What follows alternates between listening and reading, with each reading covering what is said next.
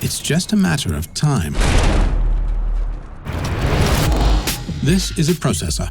It executes small tasks at breakneck speeds. There's one in your computer, your phone, and your smartwatch. You don't need to know how it works.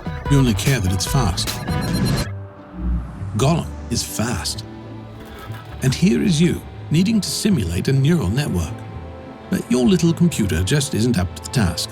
But if you connected to Golem, you could simulate neural networks, sequence DNA, render complex imagery, or whatever you need to do, in a fraction of the time.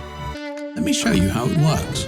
Golem is a distributed supercomputer. It taps into a global network of unused computing power, and it's decentralized. This means that no one owns it, and anyone can use it, even you. When someone has a job for Golem, it automatically finds the best computers available for the job and pays them for the power they provide. One of them could be your computer. That could be your money, whether it's training artificial intelligence or rendering physical models. Golem scales with the task, and it's all made possible thanks to the Ethereum blockchain.